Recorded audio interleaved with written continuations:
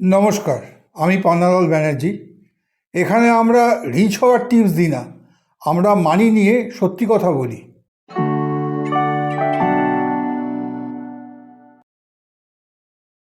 Salary ভালো, bank balance দেখলে খারাপ লাগে না, তবু কেন মনে হয় শান্তি নেই? আপনি একা না, এই ফিলিংটা আজ মিডল ক্লাস বাঙালি পরিবারগুলোর কমন রিয়েলিটি।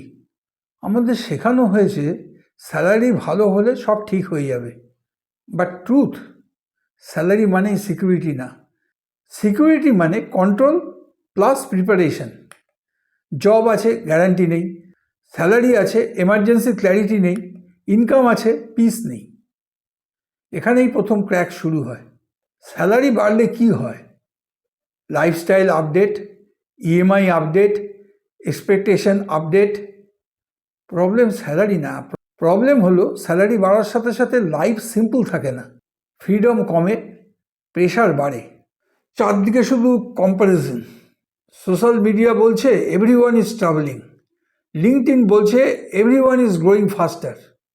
আপনি ভাবছেন আমি পেছিয়ে পড়ছি। এই নয়েজটাই শান্তি খেয়ে ফেলে। মিডল ক্লাস মানে শুধু নিজের জীবন না, পেরেন্টসের ফিউচার, চিলড্রেনের এডুকেশন, সোসাইটির এক্সপেকটেশন, নিজের ফিয়ার। আপনি আর্ন করছেন কিন্তু মেন্টাল রেস্ট পাচ্ছেন না, কারণ রেসপন্সিবিলিটি কখনো ক্লক আউট করে না। প্রবলেম টাকা না, প্রবলেম হলো মানি নিয়ে ক্লিয়ার আন্ডারস্ট্যান্ডিং নেই। কতটা যথেষ্ট, কোন এক্সপেন্স দরকার, কোনটা হ্যাবিট, কোন ফিয়ার রিয়েল, কোনটা ইমাজিনারি। এই প্রশ্নগুলো না করলে স্যালারি যতই বাড়ুক, মাইন্ড শান্ত হয় না।